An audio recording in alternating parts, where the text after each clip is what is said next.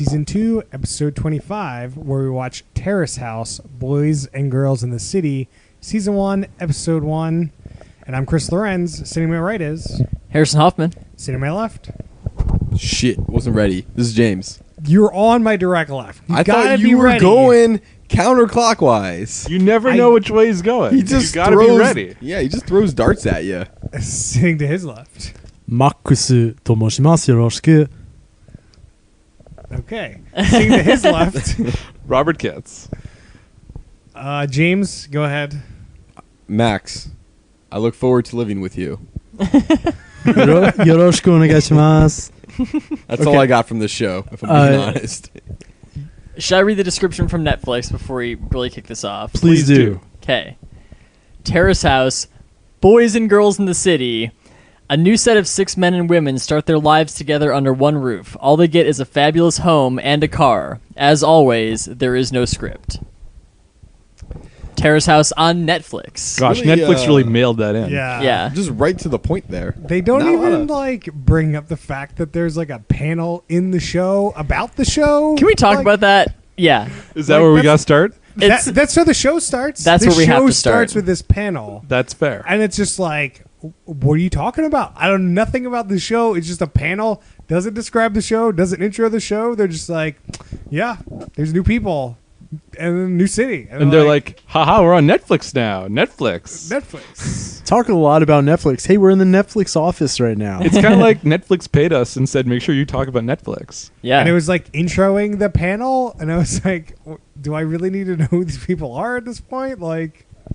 So have these same people been on as the commentators? So we should explain that basically at the beginning of the show and then in between the actual show, they have these segments with commentators who are just talking about what's happening in the show, effectively, right? Why would a group of people just sit around and talk about a reality TV show? I don't get it. They're literally a baked-in podcast for the show. It's insane. And It's crazy. I kind of like it. It's pretty crazy. So Terrace House was a show before. There's another version of this show. Right. It was just on broadcast Japanese television. Have you watched it? No, but somebody is working on subtitling the original ones right now. So what is the history of Terrace House? Do we know that? Do I have to look that up? Terrace House, I believe, had 3 seasons on broadcast television in sort of less urban areas. And it went off the air for a year, and then Netflix bought it up, and they started Boys X Girls in the City, which takes place in Tokyo. And to get clarified, new boys, new girls, New city. Oh, so I think that I was confused because there was a Boys X Girls next door and then a Boys and Girls in the City. But if you look at the Netflix styling on Boys X Girls in the City, or Boys and Girls in the City, it's an X between the boys and girls. I mean, I'm looking at it right now. It definitely looks like an ampersand. Really getting into it. It definitely is an ampersand. Yeah, you're probably right. I could be completely wrong. Anyway. Max, you're supposed to be our go-to expert in all this. You can't be Terrace letting us House. down like this. So this is Max has watched all of this show. So I have watched 48 episodes of this season and another 16 of another season. And I love this show, but I was actually kind of wary of putting it on our podcast because it's not the sort of show that really shines after one episode. It's about watching these characters have complete character arcs, and I call them characters. They are real people, but you definitely have people who start off with yeah, that person seems cool, and they end up wow, that person's a piece of shit. And you have other people who everybody universally hates, and then by the end of the show, you don't want them to go. They're really cool. Yeah, I mean, I can definitely see how it's the kind of show that you kind of need some time to get to know the characters, see the stories develop, see the relationships form. Sure. It is a very free-form show of the real-world lineage, I would say. That's what it seems like. I don't know what else, if we can go into this, but one of the things that I like about the show is that they're not stuck in a house doing nothing. Right. These They're people just living their lives. They are going to, their school or their job or whatever. They are just sort of living in a house with these other people. They're not being managed, and their days aren't really being scheduled. It's just kind of there's living together. And I mean, when they show up on the first day, there's no host there to introduce the situation. They just kind of walk into the house, and they're all there, and there's like, I guess we should go to the grocery store, and then they just go to the grocery store. And that's just it. That's not what happens. That's kind of what happened. They walk in and they say, "It's going to be a pleasure to live with you." Oh, sure. And then the intro. I look forward to living with you. Yeah. Sorry. Look forward to living with you. And then they like intro to each other, and then like they go to the grocery store. Do they pick beds first? They pick what? They all live in one room. So like 3 girls and 3 guys all in one room. And like, there's a room two for the rooms, girls and a room but for the guys. yes. They're not all in one room. I thought I clarified that, but thanks for clarifying even more. The beds aren't like spread out at all in the room. They're kind of like stacked in this like as close as possible together in this weird bunk bed formation. Well, it is Tokyo. I'm assuming rent is like super expensive, and that might be a really big apartment for Tokyo. Yeah, people were house. definitely like blown away when they walked into that place. They're just like, I've never even seen a place like this before. It's big. Yeah. By Tokyo standards, Yeah. it's huge. Yeah, I'm sure. Like especially that open area in the where they come in, like that's huge. Yeah. And they have a pool, so like that's pretty big too. I'm sure that no one in Tokyo has a pool. Yeah, probably not. 100%. Yeah, they were freaking out about the pool. They're just like, you see there's a pool out there? I don't get a lot of emotion from them a lot. I don't think they were freaking out about the pool. I mean, it seemed like they were pretty impressed by there being a pool there. Am I the only one that didn't get them like being super impressed? They're not showing a lot of like outward emotion in that kind of way, but like I think you can kind of read between the lines and sort of that there's I'm sure they were excited about it's a it. cultural thing that Like- they're showing it in different ways, but you can kind of see it's there. Yeah. One of my favorite things about the show is like there's a lot of it that is like recognizable to us, and a bunch of other things that are like, what the fuck are they talking about? Yeah. It's sort of in that 50-50 zone, which is kind of fun to watch. So speaking of things that would be a lot crazier if they were happening here, pretty much as soon as they get there, one of the guys is like, "Hey, all you women, get in the kitchen and make us some food. I'm hungry." It's basically insane. like and doesn't think that it's like an insane thing The to girls say. aren't upset about it. They're Right. just The like, girls say "Oh." nothing about it. The girls weren't super upset. There were like a couple later that like kind of tried to brush it off, Yeah. but like it was. There was definitely like haha, oh no, that's not how it's going to be. And he's like, but seriously, when you're making dinner. It's like, but seriously, I'm hungry. I've literally never made food for myself before. I'm not sure if they're going to be like passive aggressive about it, but like somebody made dinner. They didn't show who made dinner. They though. did not show who made the dinner. So I don't know exactly what happened there. Like there's not a lot that happened in this episode. It's not a very eventful episode. Mhm. And that's why I was a little like about putting it on the podcast. But here we are. Yeah. Well, we needed something. You gotta watch Obviously. something, Max. Yeah. The same dude who made the comment about the women should get in the kitchen and start cooking because I'm hungry, like that guy, he's a hairdresser. Who's real into sewing, so brought his own sewing machine. And has an insane haircut. Insane haircut. And So this guy great is wardrobe. This guy Oh, is yeah. both reinforcing and breaking down gender stereotypes. yeah, He's a dude who's real into sewing yeah, and thinks all women should cook. yeah, it's pretty good. It's insane. Rob, why don't you tell us a little bit about his wardrobe choices? So when he first walked in, he seemed to have I don't remember his shirts. I'm assuming it was pretty normal and nondescript. Yeah, And then all of a sudden he's like off camera and he comes back and he's wearing a shirt with a picture of a gravestone that says R.I.P. the competition. and it's a huge shirt. Like the shirt's like almost down to his knees, and like this graphic is like the full length of it, just this gigantic Like tombstone he on should the be shirt. wearing like a small. Yeah. And he was wearing like a large, like an XX, extra large, yeah. like freaking shirt, like Tall T for sure. It was insane. like he's gangster. Yeah. But sometimes, like, if someone like walks in the challenge the shirt like that, I feel like a fight's breaking out, and they just like didn't even mention it. Oh yeah. But there's no competition. They're just in this house. So that's the thing, they're like, not at first I competing. thought that was a comment on the other people in the house, but I guess it's not because Well, they're not the competition. He has made his intentions very clear that the reason that he is on Terrace House is to find himself a girlfriend. So the other guys kind of are the It competition. seems like all of them were they're all single, And they definitely like the comments like at night seem like they're all there. To, That guy like, meet was people. just a little bit more upfront he about definitely was more aggressive. So Which is very obvious from a Japanese show where like the guy is like aggressive, whereas like everyone else is very passive. it. Right. that's actually sort of a thing on the show where like when somebody comes to the Terrace House, they ask sort of like, what is your goal while you're here? And for a lot of people, it's like romantic related, but sometimes it's like, I want to become a firefighter or something. And it's sort of a goal that you want to achieve while you are on the Terrace House. And sort of after you achieve that goal, people often leave the show. Oh, interesting. So you're kind of there for a reason. You're there for like sort of a self-improvement reason. a short-term goal type of reason. Right. So this is similar to BIP, where you like come in. Oh, and no. you're, like once you find love, you leave. I've never seen BIP. Don't. That's, Okay. That's. I listened to the I'm pod. very jealous. I listened to the podcast. Oh, you did? Speaking of BIP, though, what's the level of politicking on this show, Max? There's very little politicking. There is some dicking. What would the politicking even get you? Well, What's the point of the show? So, like, people can leave the show whenever. Like, Max says Right. they've achieved their goal. So, you don't want them to leave the show. You're like, how can I get you to stay on the show? Maybe. Then you politic That's 'em. some politicking right there.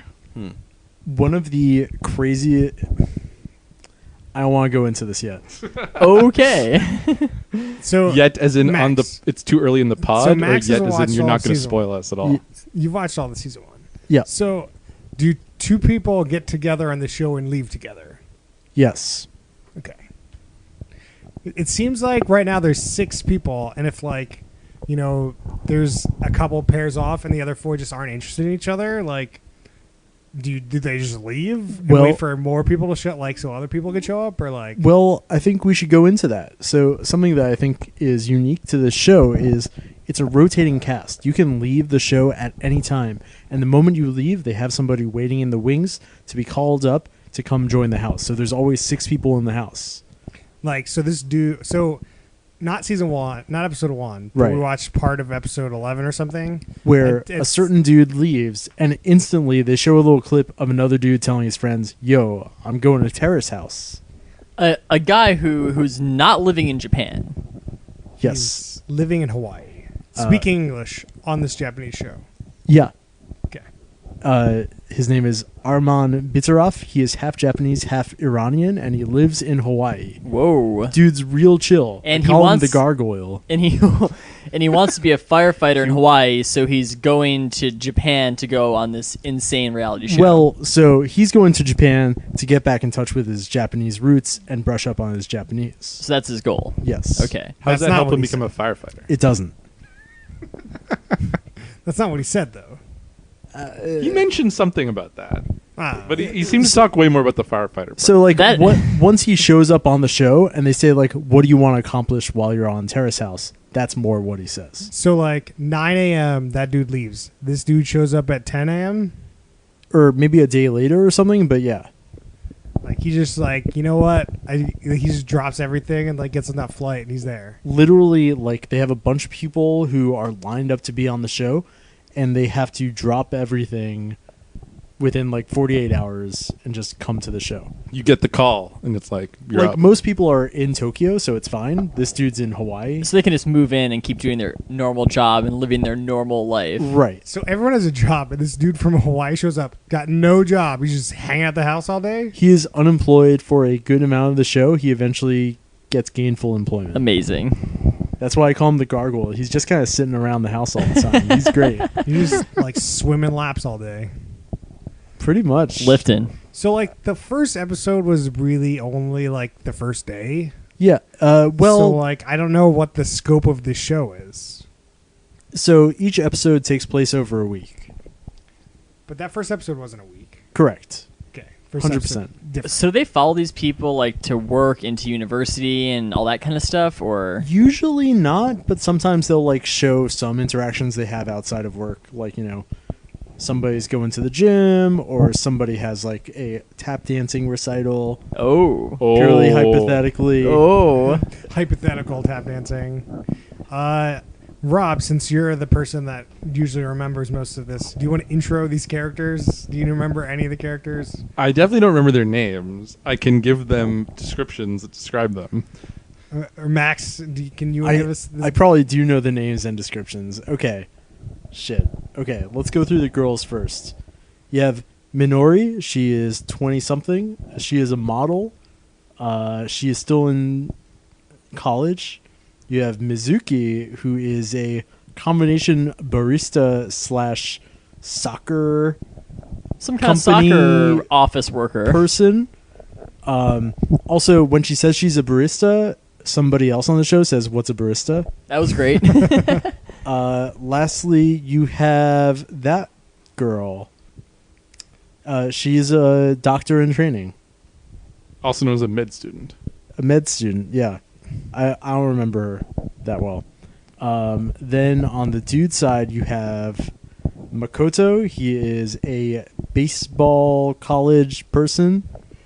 College baseball player. College baseball player.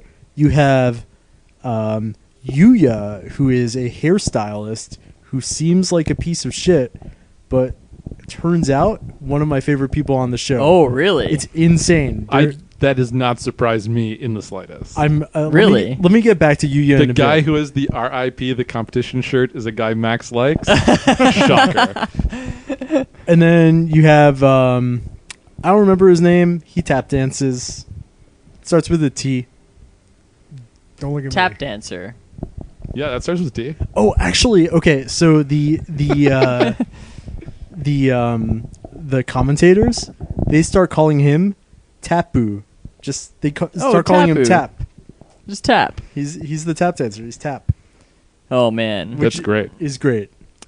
Did we mention that there's a 14-year-old on this commentator We panel? did not. That is real weird, isn't He it? said zero things. The young prince. He barely said anything when he was introed, and he said nothing after. I love that he has this nickname, the Young Prince, that we're hearing about. He said one thing. He was like, I think this guy's into that girl. And that's all he said. And then the dude next to him spent the next 30 seconds just ripping on the kid, and we never heard from him again. He's like, oh yeah, great insight, you idiot, basically. And he's like, he was just... So, two things about the young prince. I wish I came up with that nickname. I did not. I stole it from another podcast.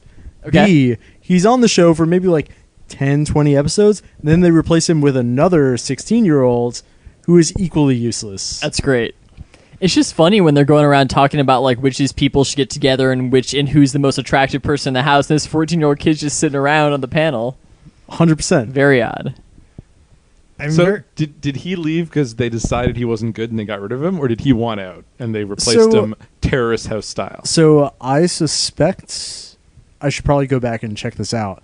The show was originally meant for 18 episodes and it went up to 48, so I wonder if he was swapped out at that 18 episode mark. So how did that work exactly? So the show's airing, and they get 18 episodes in. There's like, this is still going pretty well, and people still want to live in this house. Right. We're just going to keep it going for 48 episodes? Well, so first they bumped it up to like 30-something, and then they bumped it up to 48. So Netflix Wow. has it as part 1 has 18 episodes, and part 2 has up to 46 or whatever it is. Insane.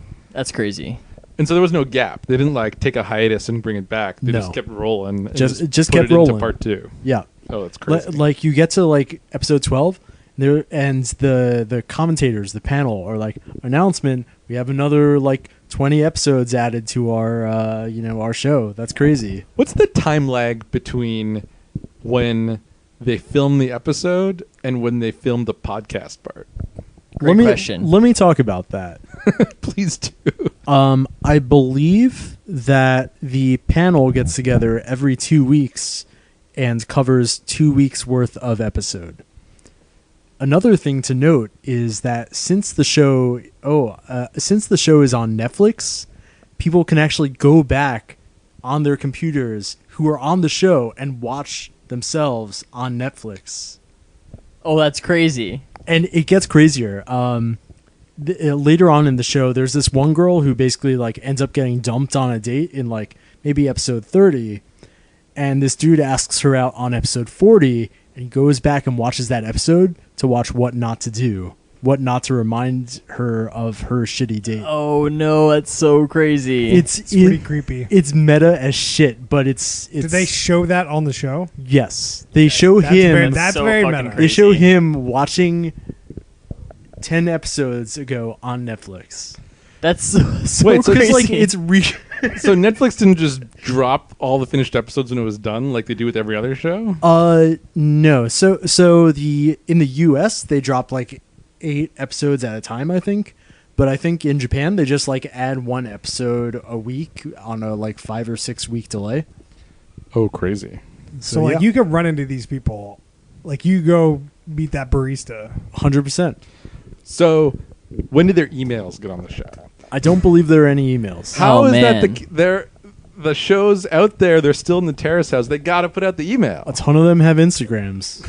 I mean, they definitely do first and last name for these people. They tell you what college they're going to. I mean, You could probably it's steal not like you their can't credit find card. these people. Fun fact, Armand Bitaroff, the Hawaiian guy, followed by J-Cab. J-Cab is a person that Rob and I used to work with. Is he really on? Jacob is on this show at some point. J-Cab is not on this show, Oh, that's too bad. but So the show is nuts. Like, just put 6 people in a house and you just start filming them, and like, this is exactly what I want a reality show to be. It's to be the- honest, it's- but like, no one ever does it.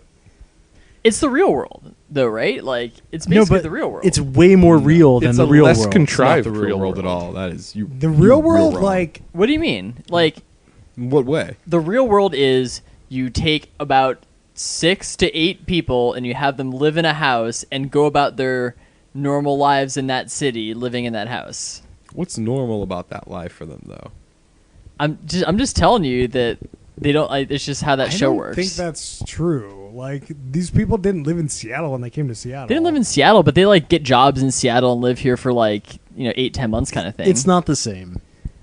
I mean, it's not like the Hawaii guy like lived in Tokyo either. Like, Sure. that's literally the real world situation. But I don't think that like saying the real I think saying the real world is like the show is an injustice. I think Because that this show is they put people in a house and they let them do whatever they want. Real world is like, okay, today we're gonna go down to whatever area and we're gonna go with a bunch of cameras and we're gonna put you in this situation and make something happen. And then tomorrow we're gonna do this other thing. And then we're gonna lock you in a room all night with a bunch of alcohol and see what happens. The real world Yeah, I definitely mean- does the you don't have your phone for like a period of time. like you're not Do living they? a normal life. Are you sure? Are They're you sure about definitely- that? Not sure because I we don't haven't know. watched it, so I don't. I think know. that they're just living in that house and doing jobs in whatever city they're living in. We might have to watch Real World Seattle at some point. Definitely feels like they're staging all that stuff. Though. Like, oh, okay, hey, They're definitely we're gonna a go on lot this more- date at this restaurant. These are the people that are gonna go, and we're gonna film it. And They're- then like that's just Yeah. what they do. There's That's certainly definitely a lot possible. more history of like the people that do well on that show create a lot of drama, and the producers want that drama. So like heavily producer element. It's in definitely Real World. it's definitely Whereas, like, it's definitely stylistically different, but I mean just at the most fundamental level of like getting 6 people to live in a house and live lives. But Totally. it seems like the situations are created in the real world versus No, yeah, This yeah. seems like it's just literally anything can happen, and there's no producer interference. That is what it seems like. we don't know. I don't know. We don't know Like if there's and, any and, producers and involved. that is what it Right. seems like because there's no testimonials in this show, right? None. So like that kind of cuts down the perception of anyone being there with them or producer interference, right? Yeah, we don't know who cooked that meal. Could have been the producers. So I believe in the house all there is cameramen.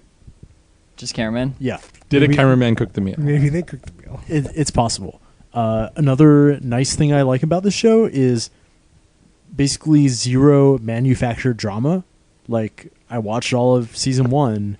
Yeah, that's. If I there- mean, that's the producer element, right? The If- producers kind of like, Right. If there's any drama, it's for a legitimate reason.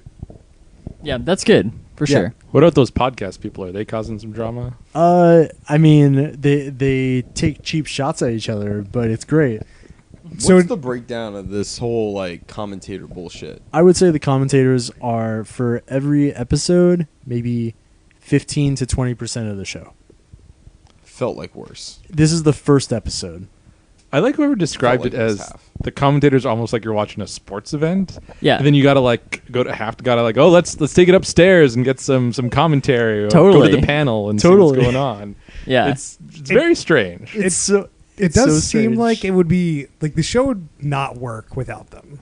You're just sitting there watching these people, and you're like, oh, okay. It's nice to have like this interstitial kind of like, oh, this commenting on what happens. I actually, it wouldn't work without it.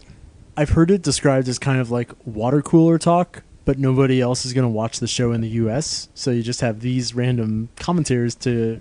But fake- like when you're watching, say, The Real World, there's those like confessionals that kind Sure. of break up what's happening. For sure. Whereas like here, there's nothing breaking up anything if you just like have these like 4 college-age kids or 6 college-age kids just like living in this house. It's just like this provides like a real world like, hey, this is really happening. We're really talking about it. Yeah. It like provides a different perspective, which without it, I think it wouldn't work. What show have we already watched that would be most improved by adding a panel? Oh, that's a good one. None. Huh. I hate None. the panel. Panel's terrible. Get the panel off the show. BIP. BIP. No. BIP has the same kind of rotating cast element to it. There's a lot of BIP in the show. I'm gonna be honest. It's very true. Is it the 6th sport of America, the challenge? Nope. Fifth major sport. 5th major sport? I wonder Also if we could use some incorrect. commentary. Nope. I think like an after show, but I don't want commentary in the episode for the challenge. Yeah, I could see an after show for the challenge. Sure. So MTV, if you need some sort of commentary for Oh. the challenge, who put this on at gmail.com? You know who to call. You know who to call. No. Veto. We might lose James. James is a commentator, and he doesn't even want to be a commentator. Okay, That's okay. great. That's great. we'll Harrison, We'll get Brian in. if you for had the- to choose between being friends with James or being on the challenge, what would you choose? Oh man, that's definitely gonna be being friends with James right there. Man, I'm surprised. I didn't Yeah, expect man, that that's- one. Man, that high was an praise easy to this choice. friendship, Oh, Does yeah. Harrison want to be on the challenge? Or just want to watch? I the don't challenge? know that I want to be on the challenge either. What if you were choose the- between watching the challenge and being friends with James? Oh man, that's a tough one. Oh. I'm still gonna pick James. But what about if you were the you were the lead on the after show for the challenge, or friends with James? I just don't really aspire to be a television personality. I guess That's fair. Yeah, Yeah, but you get your email out there. gotta get the email out there. Would The this email show is already out there, dude. We're huge. You didn't know? would this show be better if their email was out there? Oh, for sure. Does this We show need these need emails. live commentators during our show? That'd be great. Who put this on? Need some live commentators to cut in. Ooh, it seems like the guys are really struggling tonight. Really having trouble staying on topic for this show. What do you think's going on? I couldn't deal with the commentators on this show. Okay. They- Okay. Firstly, here's Give it my to us, rant. James. Firstly, there's a shitload of them. Yeah. There's like fucking 8-10 people. Why the fuck are all these people talking? It's like and then 5. they just start going on tangents about God knows what. Then I lose interest and I'm not reading the goddamn subtitles anymore. And then every 10 seconds, it's just laugh track laughter. Wah, wah, wah, wah, wah, wah. Bah, ha, ha, ha, ha. And it's just every 10 seconds. Literally, I'm taking a nap. Fuck How you, closely did commentators. James just describe this podcast? There you go. Cue the laugh track. Oh, Ah. Oh my god, that's my rant. I mean, Sorry. I do have to agree with James. The commentating wasn't great. it was definitely They there was had a lot of nothing to commentary. say, and it was just nothing. At some point, the commentators come back on the screen, and James just goes, "The commentators again," and just rolls over and goes face down on the floor. It was the worst. They get much better after 4 or 5 episodes. They really I just hit their don't stride. care what they have right, to say no, or I, think. I and, completely agree. it just doesn't make any sense in the context of the show. Who are I don't understand any of what they're talking about in relation to the show. It's just other people watching the show and talking about it. It's very crazy. weird that the show is introed with them. It is. I agree. The intro it didn't should have been the intro with the people, and then you bring in the commentators. right. I agree. Like, Well, I it think was so like weird. I think that they want somebody to tee up the fact this is going to be on Netflix and all this kind of stuff. They need a and- fucking host. Is all they need. They need one of these people to be a host and 3 people on the panel, and the host asks them some questions, and then you do it. So- There's a reason we have a host on this podcast. I'm just saying, somebody's got to tee up the shit, and then you go down and you talk about it, and you move on. It's not just bunch of meaningless babble about nothing, It is which very some true. could argue that the show is. But that's, we know what we are. So on the panel, they do have somebody who just sort of shines as the host, the person in charge. Her name is You, as in like looking at you. She is like, I don't know, 60, and she's always really horny for these 20-year-old dudes. Oh yeah, that person. I was wondering what was going on with her. She's great, and she's always like, yeah, I was watching the show with my daughter, and she's really into that guy. Oh boy.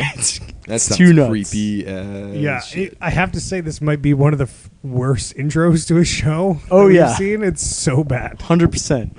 Like it already assumes you've seen a whole like separate season of the show, like, but it's on a new network and platform. So like most people have not. So it's very weird. I don't think they expected any Westerners to be watching this show, Right. Yeah, maybe It's that's not right. catering to Westerners at all. which is great. I guess. I don't know. Like, I agree. Like, I don't need it to be, like, tailored and, like, altered for all this stuff. Sure. But, like, there's a couple of bases you got to cover. They could just be like, hey, if you've never watched the show before, here's what's up. Just tee the show up. Don't just start in a room full of commentators babbling about who knows what and then immediately cut to this dude sitting in a house by himself. 100%. James, we need you to cut an intro for us. We'll send it to Netflix, and they'll put it before the first episode. Dude, it'd be so easy. Like Get you you could on- easily get like a Hollywood style trailer for this thing. It'd be a 2.5 minute thing, no big deal. It's just like, what happens in a house when you put blah blah, and then it's just that's it. That's the whole trailer. What happens In in a house, when Put you have a three rotating guys- yeah. cast. In a world. Yeah, in a world where you live in Tokyo, 3 guys, 3 girls, new city. Coming up next on Terrace House. Boom, there you go. Cut it. Ship that shit to film and let's go. It is now what the the hell is 90s this again. room full of commentators just going on about knows what? Yeah. Fucking dumb. That's my rant. Would this show He's be trying to end the better- rant again. I'm trying to end the rant. Would this show be better if everyone was naked? No. No. So are you including the podcast crew and the real crew? Everyone. Yeesh. So, you just asked if we should make the 14-year-old boy naked. I gotta point that out there. Yeah. Yeesh. All Yeah, right. no. Well, he can't be on the panel if the show is. If Okay, everyone's naked. we're going to cut the kicking young off the prince. underage people for the naked version of the show. Okay, that's fair. Isn't that just like amateur porn? I It's guess. just No, that's- 6 Japanese people in a TV with everything blurred out. Like, I don't understand the difference. In Japanese television, Rob doesn't want to touch that how one. much do they show? Is this America blurring? Is this British level? Is it that they don't even they're just cut away and you just know things happen? I What's the level? I don't think Japanese broadcast television ever shows even like boobs or anything. Right. Well, it's the law in Japan that you can't even show any genitals, so like Mm. nowhere. So, assuming it may even be stricter than America, All right. which good to to know. say America is pretty strict from what I can see.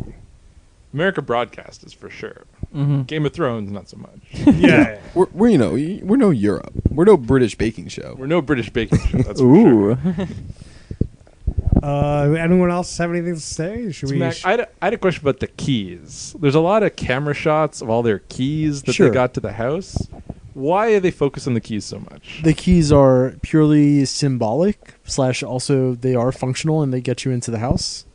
But so everyone shows up at the house. There's a camera shot of the 6 keys because 6 people together and that's kind of novel to them. And when somebody leaves, they take their key as sort of a trophy. Sort of I did this. So you can Does the sneak key back still into work? Terrace House whenever you want. What's up? You can sneak back into Terrace House whenever you want and just cause mayhem. I can't confirm that, but Is maybe. that part of getting to keep the key? Is that you're just welcome back as a guest whenever to the Terrace House? Very rarely do people come back, but it has happened. Just like to drop in for an episode or something. Right. So, hey guys, I was Hey, living in it's- Tokyo anyway. Still. It's that guy. Yeah. Yeah, I wanted to come hang out with my friends that I met. Yeah. Yeah. So there's no real goal of the show. Is that fair? People Everyone come has their with own- a personal goal. Personal goal. So But there it's- is no goal of the show. But is it generally like people have this goal like I want to be on TV, so I'm gonna do stuff to stay on TV, or it's just like Sure. whatever, and I Well- actually think I have this goal, and so I'm gonna leave now. Well, I mean, for example, it could be the one girl is like a senior in med school or something. So her thing could be like, hey, like I'm gonna graduate from med school, like while I'm doing this thing. So going on a TV show while you're trying to graduate med school seems like a good idea. And then like the reason that they would pick her for the show is because like she has interesting things going on in her life when she's gonna be in the house, right? Right. So I think that's basically the point of the goals. And I think in the clip of episode 11 we saw, she's like, "Oh, my big test is coming up, and I'm either going to pass or I'm going to do another whole year of this." And so, that might be something. And then the dude's like, "Hey, why don't we go out drinking in the pool?" Oh yeah. So the 6 people definitely seem like they're there to find a relationship, at least for what we saw. I only saw like 3 or 4 of them actually talk about it, though. Yes and no, because when they were having dinner, it was kind of like awkward when people were asking if they were single or dating people or not. People were acting real weird about it. So that seemed like Japanese culture and not really like... Yeah. There are people who join the show who like have committed relationships. No, I know. I'm just saying these 6 people. Yeah, the yeah. first 6 people. It definitely seemed like that one guy was surprised when he learned that everybody on the show was single. He's like, "Oh, everyone's single here?" Like, "Oh." Oh. There was definitely a few elements of the show that, like, just culturally, I'm not as in tune or in touch with. So, like, it's kind of hard to understand. Yeah. Like the greetings and stuff, and like, there's a lot of formalities that, like, I'm like, it seems like they're being very formal here. Totally. Not really sure why, but Yeah. I assume that's just That's culture just how stuff. it is, yeah. There was a great moment when they were coming in, though, where there was 2 guys, 1 girl. Another girl comes in, and the first girl clearly tries to direct her to sit beside one guy so she can sit beside the other guy. That was pretty good. Oh, yeah. There were some looks. There were definitely some looks, some eyes being shown. Some definitely into that. Should we talk about Makoto's pit stains? Oh, yes, we should. So, like, the first dude's in the house, he's sitting there, and then one of the girls, like, calls out that he's sweating through his shirt a little bit, and then, like basically just burns him, and then the commentators, like, 10 minutes later, burn him on the commentary. It's real It rough. was so good. Real rough. What do we Makoto. know about this guy? Well, he was sweating his armpits. We know that. Like they talk about all the commentators talk about all the people in the house, but that specific moment they had to show the picture of the guy. All the other moments they've never showed a picture for anyone. Like they're just like, yeah, you're supposed to know who they are now. But when we're burning this guy first pit stains, You gotta know. you so get to know who good. this guy is. Like such a weird thing. I also, in the first bit, I was picturing like this alternate show where like the guy's in the house by himself, and I was like, what if no one else shows up? He's just alone in this house, and like the doors are locked, and he can't get it, and it's just like, what's going on? And it turns like some sort of horror movie thing. Man, that'd be a nuts show. I'd watch that show. That's like Old Boy. There actually is a show that's like that, called Solitary, that maybe we should do for this show. Oh, you told us about That's- Solitary. Oh, yeah. That's famous. We should totally. Oh, yeah, we should do that one. Put that one on. Put it on the queue. All right, it's going in the queue. Max, you got something for us? There is one other thing I'd like to talk about with the show, which is one of the last major story arcs is about a unreliable narrator, one of the Chris Lorenz's favorite narrative. I do like Flourishes. an unreliable narrator. So basically, there's a relationship in the show that is like sort of portrayed as very, innocence, one might say. And then at some point, the boys and the girls realize that one of their boys and one of their girls are leaving their bedrooms at 3 a.m. at the same time on the same nights. Turns out that this innocent relationship, they've just been boning like twice a week. Also, it's an 18-year-old and a 29-year-old. Ooh. Okay. I was just gonna mention that I thought about mentioning like there's one 28-year-old, everyone else is like 23. No, it's like not okay. Yeesh. I thought you were gonna say she was pregnant, and they're like, "Oh, you've been banging this whole time." No, That would have been great. But the unreliable narrator reveal is so meticulously done, and like definitely even the producers didn't understand or know this was happening because they shut off the cameras at a certain time. Oh, It's that's really really cool. So where do they bang at 3 a.m.? Do they go to the kitchen? Is it like a kitchen bang? Like where are they banging? Definitely the pool. I don't really remember. Oh, you just leave it up to the listeners to find out. There is, however, a dedicated Japanese traditional room that is always sort of hinted at as being sort of a place where people bang. Wait, Oh, is a that, traditional Is that room. just like Like in with general? Like if people refer to the traditional room, it's like, hey, want to go to the traditional room? I mean, That's like, hey, want to go bang?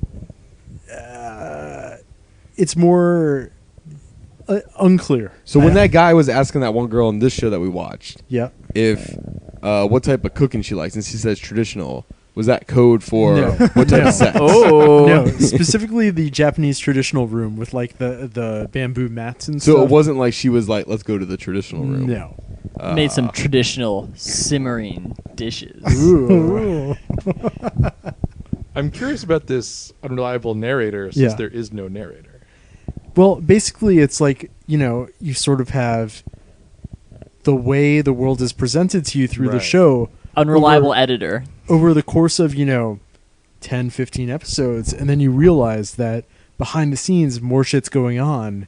And nobody really pieced it together until a certain point. Just a lot of information not given to you. Like Mhm. the only information you have is like the editors have cameras during the day, and stuff happens at night. And during the day, they're like, "Oh, we're just holding hands." Right. No, they're literally like talking about, oh, he held my hand. Is he into me? And meanwhile, they're boning. That's great. It's insane. It's one of the craziest reality show. I mean, have you seen this thing called The Challenge? I have seen The Challenge, but yeah, this still takes the cake for the craziest reveal I've ever seen. Also, there is a 2-episode arc called The Meat Incident. Oh no! It's not what you think it is. It sounds like it shouldn't be on Japanese TV. It's not what you think it is. What kind of meat is it? I mean, if you guys are curious, the hairdresser is gifted like a $300 steak from one of his hairstyling. What is a person who's getting a haircut named? A haircutee. Somebody's getting their haircut. a Yeah, human. and they like run a Wagyu beef farm, so they give him like a $300 steak, and he stores it in the fridge. And then like the other people in the house take it, and they're like, "Ooh, steak!" And then they grill it up, and he gets real mad at them for like 2 episodes, and he's like, "I'm leaving. I'm done with this shit." I totally would do that too. So they ate that guy's steak and didn't even give him some. Yeah, and it's like a $300 steak. Got to write your name on it, I guess. You'd be like, "Do not eat Dead real-" dove, do not eat. No respect in the Terrace House. Nope. To be fair, there's only like 5 other people in the house. You could just tell everybody like, "Oh, hey guys, like guess what happened today? I got this crazy Wagyu steak from this dude. Yeah. Maybe maybe we'll grill it up, or maybe I'm gonna eat it by myself tonight." But that's the meat incident. Meat incident. And like pretty the good. episode is like meat incident part 1. Oh. Oh boy. It's so good. All right, I think we got to get to ratings. I think we killed this show to death. Yep. Harrison, give it to me. I think this is gonna be a top third show for me. Oh. Yeah, I think it's promising. Like, I'm definitely interested in watching some more of it. I definitely liked the first episode. It was Yeah. good. What's your James rating? I'm just gonna go top third. I don't think I need to get any more granular than that. You don't gotta force them. It's just, it's an optional. I use the prefer- James scale when I need to. I prefer the James scale. That's all. Rob, I'm gonna give this one a middle third because like the first episode, like Max even said, like the first episode's not the best, and maybe this is unfair, but like I feel like this is not the kind of show that I want to watch and not do anything else during. But it's got the subtitles, so You have to watch it. You've got to be committed. Of like, I am watching 30 minutes of Terrace House and not doing anything else, and I'm not sure I can make that kind of commitment. But I'm also like kind of intrigued to see more. James, Bomb third. Don't like it at all. Never gonna watch it again. you got to give the James rating. It's an 8. The people on the show are interesting. It's the only thing that's good about it. The commentators are so bad that it keeps it from being anywhere higher, and subtitles aren't helping it. we knew from the start. Like It wasn't looking good. the thing is, the show was interesting, and I was interested in the show for 5-10 minutes. But like after the second or third cut to the commentators, I just refused to read any more of the goddamn subtitles and this nonsense that they're talking about. Sure. And it's just no, like I'm not dealing with it. You're Fuck entitled the to your show, opinion. Fuck goddamn subtitles and everything about it. And fuck these goddamn commentators. I hate them so bad. They should all just burn. Hey, Netflix, Ooh. if you need somebody to dub the show, you can reach us at movingthesong@gmail.com. Oh, it would be so great to MXC the show. Oh my god. Oh yeah. Although I gotta That- say, like, as much as I just said, I'm not sure I want to watch because of subtitles. I think dubbed it wouldn't be as good. Yeah. I agree. No way. That's agree. why I was like, there's a reason why you don't dub this show. Yeah, I was think- okay during the part where it was just like the actual 6 people. Yeah. Like that was fine. Everything else about the show was garbage. So you need the director's cut without the podcast. I think that Netflix should add a skip commentators button like they have the skip intro button. Interesting. Oh, that's a good idea. All Chris, right. Chris, where are Feature you? request. You know, we watch a lot of crap on this show, so this is definitely top third. Like, definitely intrigued. It definitely feels like real versus a lot of everything else we watch. And that intrigues me. I'm on Rob's thing here where, like, I would watch more if this was dubbed in a second. Because, like, I could sit here and play a game, listen to what's going on. But, like, I got to sit here and watch this. Like, that's a lot of effort. I gotta watch this TV Well, it's show. just like I got to put my full attention to this reality show is hard to give. There aren't that many shows that you want to give your undivided attention to. Sure. Right. Yeah. So like, I don't know what my James ranking of it would be. The middle of the top third. Let's just go with that. It's not. a 2. That's a 2. It's Woo. a 2. Ooh, doggy. The deuce. The deuce. Max. Mine's a top of the top for A, I think it's a good show, and B, this is literally a true, real opinion I have.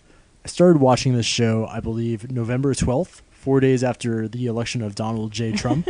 Boy. It really helped me just tune the fuck out from all this shit that was going on in the world.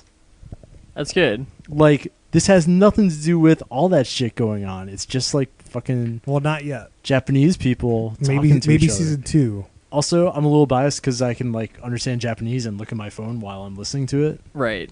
That would help a lot. Yes. Yeah. Yeah, I would definitely be more into the show if I could understand what was going on. One last thing that maybe only interests me, but I always hear when we say the name Terrace House, and it really Yeah. kind of messes me up a little bit. That like, wait, no, it's not Terrorist House. 'Cause Terrace. that'd be a very Terrace. different show. That would It's be an Terrace. amazing show. Why is it called Terrace House? So the original seasons before the Netflix seasons, like the show had a very prominent, the house had a very prominent terrace on it. Oh man. They still have a terrace in the Tokyo one, but less so. cool. There you have it. Cool. Okay. Good to know. Surprised. All right. Anyone got any updates? Um, Looking at you, Harrison, So, for this challenge update. didn't watch the challenge this week because. What do you mean you didn't watch the challenge? What do you mean you didn't watch the challenge I didn't- either? It's pretty early. Does anybody just want to watch it after I this? might watch it tonight. Destiny 2 came out last night, so I was playing that. You guys give us an update on that? Yeah, but while you were in the queue, It's real good so far. while you were in the queue, you could put it All on. for all 3 minutes I was in the queue. Could have been So, watching the you challenge. know. What about last week's challenge? Because I don't think we got the update on Last the week's pod. challenge I did watch. Oh no, I don't want it. Oh, What happened? James, You can James do it. get I'm the leaving. spoilers. Oh, is James gonna leave the room? I can. Okay. While James is leaving the room, I can talk about my other update, which is that I watched a couple episodes of the Great British Baking Show. Oh. The season we were watching before, and it's still pretty good. How's Paul Hollywood? Paul Hollywood's great. That is for sure a show that you can have on in the background while you're working or doing something else, and it's pretty good. I think that probably the best thing from the episodes that I saw is, do you remember like the kind of like old, like kind of older guy on there who was like seemed like kind of like simple, but he was like really good at baking and people loved his stuff. Was he the really serious guy? or- Yeah, oh like yeah, super I remember serious him guy. for sure. Yeah. So they had one challenge where I think the challenge was like to make like a cracker or something like that, Oh. and A he cracker? I don't know, dude. Like, I'm hoping here's it's multiple crackers. here's not the- just You a know, cracker. you have here's to the make problem with the British. cracker. Here's the problem with the British baking show is that they have different names for all this shit than we have. So it's like biscuits and it's like Not a biscuit. chips and it's all this nonsense. Like that show when they made cake. Like, what's that? Yeah, like that show they make cake. So like I think that there were I don't know. So he was making something. I think it was like a little biscuit or cookie or cracker or something. And What the fuck is it? Why would you make a cracker? That sounds garbage. because like as you saw the show, like the challenge is to make like a specific like type of items. Like in the one that we saw get was it, whatever. but like a cracker you put in soup. Like what do you mean by cracker? It's just like a little biscuit. I don't Chris, know. when Paul Hollywood says you got to make a cracker, you don't question it. You Gotta make that I don't cracker. even know how you'd make a cracker. You just like you put some flour and like So bake it. Like, a bunch of just, people like, made nothing. made all these like pretty fancy crackers, and then he's like, yeah, I don't know how I'm gonna do. Like mine's pretty simple. This is just how I make it at home. It's just got like butter and flour and like salt in it, basically.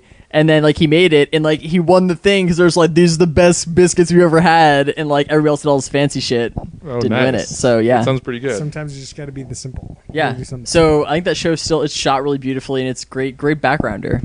So I'm glad you brought up the Great British Baking Show. 'Kay. Because there's news in the air about the Great British Baking Show. Oh, that we've do not tell. discussed on the podcast. I'm familiar with it though. So there's actually like a bunch of stuff going on where it's changed channels. Like it was on the BBC and it got bought from some other channel, and both the hosts and Mary are out. Mary Berry. Mary Berry and the host stayed with the BBC. So it's Paul Hollywood and a bunch of new people. Paul Hollywood's still holding it down though. The Paul hosts were, Hollywood- like, the worst part of it. Is Paul Hollywood an executive producer on the show? I'm guessing yes. Yes. And so he followed the money to whatever other channel they're on. Okay. And they like put out like the first trailer, and they're trying to modernize the show a bit, and the true fans are not pleased at all. Then I don't think that they need to modernize it. I kind of like that the whole show is about them like baking these traditional British Yeah, things. exactly. They're and- definitely like messing up the show. Oh no. And like one of the new hosts is like, I actually never even cook at all. I don't even like eating food, or like I like don't eat Wow. cake and stuff. And like What? So there's a lot of internet hate for this new season coming up, and they might have ruined the show. That's rough. Oh no. So what's Mary Berry up to? She's just doing. I think she's getting a new show on the BBC. Yeah, she's gonna pull a Simon and just get Yeah. out there and new show it. So we might need to revisit the Great British Baking Show at some point. Okay. To check I out mean, these the new hosts were things. definitely the worst part of that show. So like, I can't say getting rid of them is a bad idea, but to have a judge that does not like to eat food. I think it's the sounds judge. like I think a it's one of bad- the new hosts. Okay. Okay. But instead of like trying to steal their food and stuff like that, I don't know what he's going to be doing. But I hope that how are they're the just, like, hosts get in rid of the the hosts. next episodes? Did their British humor They were change at all? They or were they basically the fine. same? They were fine. Like they're just kind of there. Yeah, I think they're that like pointless. the contestants are a lot more interesting than the hosts and The hosts are the pointless judges. on that show. Yeah, for sure. I can't stand the hosts. Like, they were dumb. They were Those really hosts dumb. are worse than these hosts. The Terrace House show. Yeah. All right. So now that James is not in the room, we can talk about last week's episode of the challenge. Give it to us. And there's really only one thing that you need to know about last week's episode. You may have thought that Redemption House was done now that they brought everybody back Whoa, into It's whoa, Redemption back? House. Whoa, whoa! I told you it wasn't done. But I told the audience and you it wasn't done. Redemption House is back. And I suggested this is what they should do. Is back, baby. It's back. So if you get kicked out of the show now, you're back in the new Redemption House. You're back in the new Redemption House. There's only one person in the new Redemption House. It's the same Redemption House. There's just no one in it. So everyone who didn't make it out of Redemption House the first time got Went home. cut. They're actually home. But They're now not still in everyone the who gets Redemption House. cut goes back to Redemption House. Right. So is the guy who like had the panic attack in the Redemption House now? No, he said that he didn't want to do it, so he left. Yeah. He's Okay. out. So it's just one of the women are in the Redemption House Yep. now. Okay. Yeah. Well, this episode ended on a challenge, so like Yeah, like yeah, this- yeah. the last two episodes, they went through the whole thing up until like half of a challenge was done. They would do like the girls' elimination, and then the episode would end. And then the first thing the next episode is the guys' elimination. Well, last time it was guys, and then This time girls, it's- yeah. and then this time it's girls, and then Yeah. guys. So Now I'm just imagining they reveal Redemption House is back, and then it just cuts to Harrison doing the commentary on the shows, being like, "Oh, Redemption House is back!" back. you definitely should have. I will admit, I was watching this by myself in my place, and I just stood up and just started applauding just in my living room. I couldn't help myself. I told you. I literally. Said I that know on you this did. It was a podcast. great idea. I'm not giving you credit. I just don't think you should be that surprised. I was pretty surprised. I'm surprised. I was like, oh, I'm glad they did it. It was when I saw that was going to happen. Super good. MTV, you know who to call. Get that panel. Oh yeah, get that panel. All right. I don't have any updates. Anyone else got any updates? Not really an update, but I finally finished season 4 of Sherlock. Oh, you did? I'm Nice. caught up on Sherlock. Only like 8 months late. Nice, nice. I mean, I haven't watched episode 2 and 3 of that. That's what I hadn't watched. Oh, you should have watched it together. I like it. It's just like I never think about putting it on. I actually forgot about it, so you mentioned it. So I thought the second episode was the best one of the season, but the other two people I asked said they thought the third one was the best episode. So we were all agreed the first one was not. So very dark season. Very dark season. I liked more light, silly Sherlock than life and death, serious Sherlock. Yeah, it can get pretty intense. The books aren't very light. There's a lot of death happening No, not in the books. The show is not exactly like the books. No, I know. I'm just saying, like, the source material is not like a light and fluffy walk in the park. No, that's true. There's a lot of like death and like intrigue and stuff happening. So. Intrigue. No, for sure. But first season they didn't end on a cliffhanger, so Yeah. maybe that was it. Yeah. Cumberbatch, ain't cheap. Yeah, well, it's true. I also started watching season 3 of Narcos, which I is watched the first 5. pretty great so far. It's not holding me as well as the Really? season 1 was so good. Are you saying they're missing Pablo? Yeah, I'm missing like a really good villain. There's no good villain. Like there's like villains. Yeah. And they're like their arcs are like dumb. So just like I'm just like I'm only 2 episodes in, so been good so far, but yeah. it's good, but it's not Pablo Escobar. Narcos 1 and 2 were some of my favorite shows in the last few years. Like that, those are great shows. Also, there's something that happens, and I'm like, why did there's like conflict between the good guys, and like somebody makes a move, screws Uh-oh. things up, and I'm like, was that a good idea? Was that a bad idea? And I mean, I have to keep watching to figure. Obviously, Yeah. They're not around anymore, so eventually it turns out okay. I don't really know. Like, I don't know the story, so like, it's nice that I don't. Right. But I enjoyed I'm enjoying it. It's just not as good. Should we invite James back? Probably. James. I think he knock might on be. I think he might be done. I think. Okay. I'll see if he's coming back. Get him, Rob. All right. I don't know if we have anything else Yeah. here. I mean, Destiny 2. Played a couple hours of that last night. It's pretty good.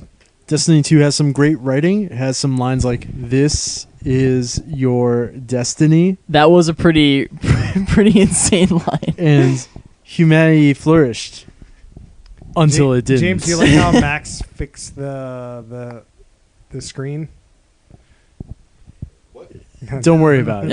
Podcastees, don't Sorry, worry we still about it. recording? What are we talking about? Yeah. We're talking Talking about about Destiny. Destiny 2. That's So- going pretty good so far. So, like, I mean, I didn't play Destiny 1, but the story for Destiny 2 definitely, a little generic so far. It's not like... The first I'm game. really curious what the hell your impression of, like, what do you think's going on right now? So I watched the Destiny 1, like, movie somebody made. Okay. So I have, like, some background on what the fuck happened, but, like, it's still bananas and makes no sense. There was And all. I feel like Destiny 2 didn't start you out in a good spot. So like, what do you currently think is happening in the world? Oh boy. well, Like, if you just had to do like a so minute or less, from like, what what's I happening gather right from now? the movie is like humanity was like thriving, and then some like darkness bullshit killed almost everyone, and then something came and saved them. That now is called the Light, Mm-hmm. which is a terrible name. And Yeah. and then The light in now the darkness. these other aliens are coming in, and they stole the fucking thing that gave them the light.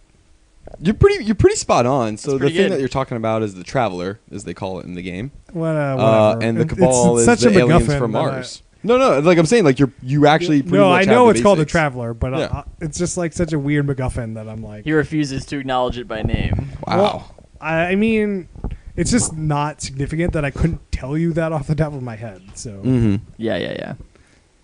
but it seems like a generic sci-fi Like story. there was basically no story in the first game, like very light story, and it seems like they're making an effort to tell more of a story in this one. We'll see whether or not it's a good story. but so like the darkness in this game just doesn't exist. Like they're just like humanity was doing great, and then they weren't, and now there's this traveler thing. Oh yeah. Well, yeah, there was basically like the fall, essentially, of like the Yeah, golden but the age or first game whatever. was all about like the darkness and stuff, right? Like, Yeah, They that, don't- that, they're that not was bringing that, that was up. kind of like their term for like evil coming in and so a like, bunch of bad people messing their stuff up. would the aliens in this game be considered darkness? Yeah, I think that like the darkness brought in all these aliens that have been fucking all this stuff up. Is my like understanding of it. So Because like this traveler thing, like the light, like attracts all these things to it because they want to come and steal its power. which they're doing. Right. Exactly. I don't know. I hope the story gets better.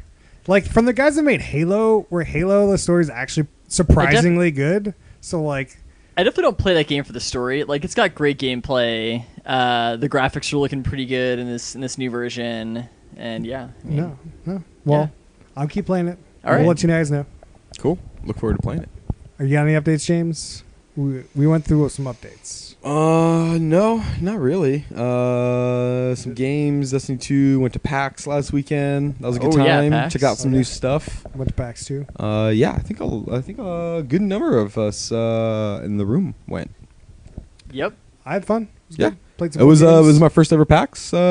Overall, good. I don't know that I'm like really necessarily getting what all the hype is about, to be honest with you. / the price tag or why it sells out immediately. I It think felt like it's- an okay conference. I think it's What just stuff? like kind of like a celebration of gaming, which doesn't happen. The So, the like, atmosphere was very cool. The like- people were cool, but like the expo itself and things to go and do or see without waiting in long lines were very limited. And so like if you didn't want to wait in several hour long line to play something, which I wasn't really like going with that intent to do because I had already heard about it, there just was only really so much to do and see, and I felt like I saw the whole thing in a couple hours.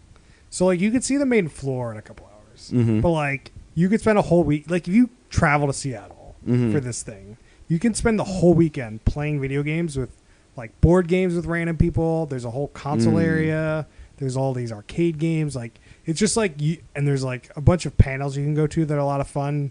Like I went to like a bad apps panel that was like hilarious. It was really fun. Really enjoyed that. I would if you go to PAX, definitely recommend doing that. Got There was it. like some improv thing you could have go and see. Like there was like a lot more like funny panels you could have gone to.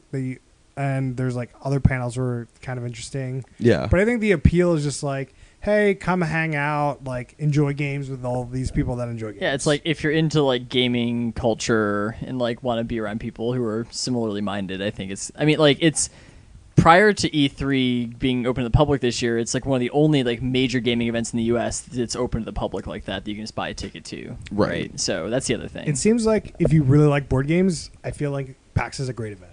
Because like you could just go Right. rent out a board game and Totally. play with random people. But you didn't need a ticket to do that. No, you need a ticket to rent the board game. Oh, I see. You can go into the convention center and play board games Got it. if you didn't have If somebody's with you that has a right, ticket. right. That was kind of the confusing piece to me. Is it's like, oh, I got this ticket, but like I could just show up and play the board games anyways. Like it just you're it allowed felt kind in of the weird as a convention ticket holder. center, but Right. you aren't allowed to get any games out without a ticket. Right. It So- just felt kind of odd. So But, like yeah. I mean, I offered to get you guys to come on Sunday to play board games. Yeah. Max came, and he didn't have a ticket, but he could play with us because we got Yeah. the board games out. Yeah. It was more like I totally get the vibe and like the culture and like people are here and I get it, but it's just kind of like I don't like me living here. Maybe that was like a different vibe. Like me if I flew in or something, but I also feel like I would have been pretty disappointed. Like if I'd flown in and was like, oh, like it's just that's it. Like I don't know. I'm not trying to be a downer on it. It's just kind of like I was kind of expecting like bigger, more stuff, more showy I things. just don't know what you like. Do you want just a room full of like people playing a game that's coming out like next month? Like, would you go play Super Mario Odyssey if there's a whole room? Like, I think James would get it if he learned about the Omegathon. Let's not get into the Omegathon on the podcast. Don't know what it is, but sure. I mean, I also only went to one panel, and it was like an okay panel. yeah, I mean, like so, the panels you know. aren't be all end all. Like, Right. I was just saying that I went to one that was really funny and I enjoyed Yeah. it, and like that was worth it. But I agree. I had three passes for 3 days this year, and I would never do that again. I would probably just Yeah. if I go again, it would be a day. Right. Like it seemed like it was like my vibe was definitely- like it was cool. I don't know that I would like go out of my way to really do it again. I feel like I really like to go and check out the indie games. Mm. Like the developers are generally there. You generally get to play them if you want. Right. And they're definitely very interesting and cool. Which, like, I don't have a lot of time. I don't, like, spend a lot of time playing indie games, even though, you know, I enjoy it. I probably should. But that's what I like. That's what I really enjoy. Like, I don't go to play, you know, Destiny 2 or Mario Odyssey. Like, I'm definitely not waiting any of those lines. Like, that's just a waste of time. I Like, guess if for I me, it was flew like the thing, in, like maybe it would be yeah. worth it because there's, you're like Sure. you said, there's not a lot to do. So like, Right. you want to go and play Doom VR, Right, like if you're here for 3 days and like you're like, sure, I'll wait in a 2 hour line because whatever, right? Like you I just wanna show play up it. at like 9 a.m. to be the first one in line to play like Doom VR. Right, sure. I mean, there was definitely a bunch of stuff I didn't get to do because mostly I just wasn't willing to wait in lines. So like, I didn't do any of the VR, like any of the crazy long line stuff. But I also didn't really get to like discover, like I didn't really discover any games, which is, I guess was my letdown. Yeah, maybe I I just think went you about guys it the wrong didn't way. spend a lot of time on Really? the indie section of the floor. Like if you Yeah. walk around like more of the indie spots, I feel like there's games for everyone. Yeah, Like there was definitely really bullet hell games. There was like really like RPG like strategy games. There's like whole slew of games that you could have like that you walk through. Yeah. But there's like they're not huge booths. You actually have to sit and look and watch and actually try to figure out what the game is. right, Versus like just casually walking around. right. I feel like I was kind of casually walking. It wasn't a great experience doing that because like it's like, oh, what's that? I don't know. Everyone's still walking. So It I definitely guess felt that's like it. so. We're getting a little personal on this, but like Saturday, I hung out with you guys and we played some games. But like when we were on the floor, like it's not how I do the floor. Yeah. So I went on Sunday, did my thing where like I sit and I like watch the indie game, and I'm like, okay, does it seem interesting? Let me stick. Like if it's available to play, I play it. Right, right. So like it's definitely different as a group. So Yeah, for sure. if you go next year, I would suggest like spend an hour or two yourself on the floor, Seems just like like a good thing. Yeah. checking out what you think is cool. Mhm. I don't think the floor is like a great group experience unless you go and play like the 4-player co-op games. That's really fun to play with a group. But other than that, it's just like, oh, these people are walking. I want to stay with them, but I kind of want to check out this game. And it's just like Mm-hmm. you get into that weird experience. It was really cool to like see the event and just the like number of people that were just really genuinely excited to be there. The costume, like dress up and stuff, was pretty cool. Like it was really cool just seeing the vibe. So like that was all really cool. And you guys definitely went on like the worst day. Saturday is like the busiest day by far. Oh, for sure. Yeah. So like I went on Sunday and I was like, yeah, it's probably still gonna be busy. Wasn't busy. Oh really? There was like Yeah. half the amount of people on the floor. Yeah. So like you can play almost. You mean you can't play the big games, but you can play like any indie game was way more accessible. Like could have walked down the line and played everyone. Like with Gotcha. waiting like 5 minutes maybe. Cool. When do the next PAX tickets go on sale? So it's Like just like some immediately. random day, some random time, and It's like some dude just tweets out. It's like, hey, I put the site up. I don't know. like it's like kinda what literally that. happens. And it's just like if you're not on the internet, you're out. Like Yeah. you're not getting it. You have like this year I think you had like an hour and maybe a little more because they didn't sell 4-day passes, so a little easier to get tickets. And like Monday, I was like, hey man, I could give these to anyone because I didn't want to go. Just Mhm. wanted to not do anything. Yep. So I think that brings us to the end here. And I mean, I would recommend PAX, but I don't know, as James, it's not generally worth it to travel to yeah. unless I mean, you're like yeah. only a couple hours away, like get a hotel room, like Come stay for visit the your night. friends and go for a day. Yeah. I mean, it's like Maybe go camping. you know, hey, like it's like, hey, like if you're looking to meet up with a bunch of video game friends that you met playing online or something, like it's a great meetup spot for That that, would be kind of a stuff. great, And like, yeah. If you're you know, like having a guild or a clan meetup, that would be a totally great spot to do it. Yeah, for sure. Because you know, I don't know what the hotel prices would be around then, but like it's definitely a great place to just hang out and play games. Absolutely. There's like a LAN party too, so like that might be something you could look into. I've never done it. Yeah. Anyway, you can find us on Twitter at Who Put This On. You can find us on Facebook.com/Who Put This On. Email us questions at whoputthison@gmail.com. Please give us a rating on iTunes. It really helps. And we'll see you guys next time. Peace. Bye.